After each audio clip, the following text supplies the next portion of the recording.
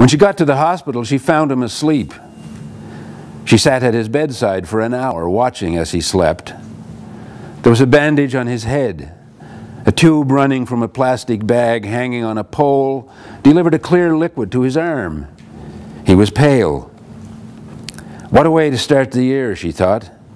She struggled to suppress her fears. With him, she had what seemed to be an open-ended future. He had banished a nagging feeling of finality that had started after she'd turned 50.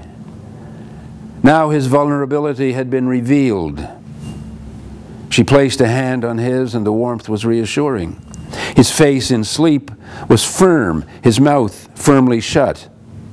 His sleep was still and silent.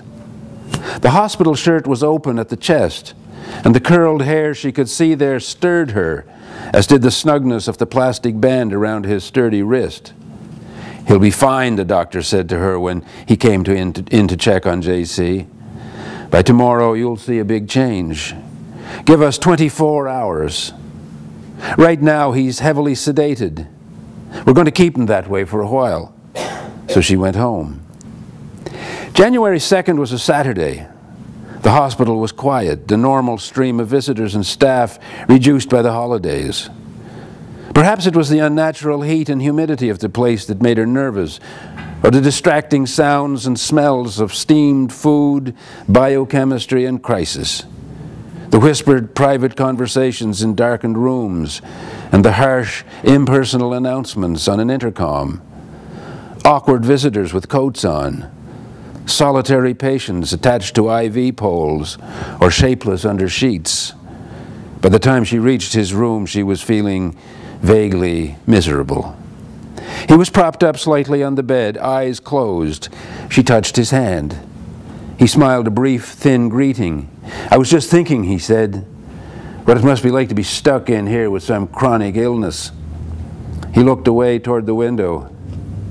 "I wouldn't have blamed you for finding an excuse to stay away. Hospitals, Christ deliver me."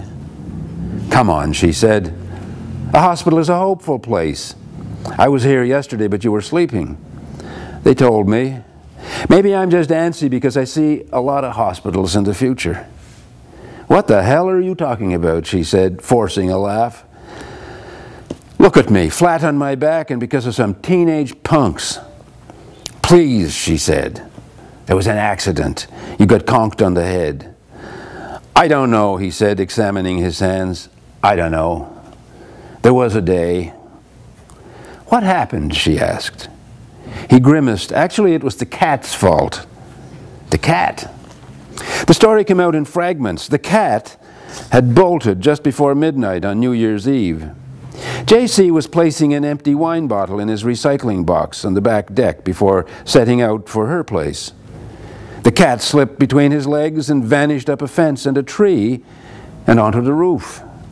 JC followed, up the fence, from the top of which, by stretching, he could reach a fire escape. The cat, being long-haired and snow-white, shouldn't have been all that hard to find in the darkness.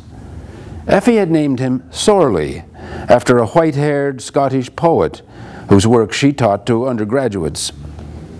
She could easily imagine JC up on the roof, prowling, swearing quietly, angry mostly at himself for the momentary carelessness that enabled the cat to dash for the deck while the patio door was open.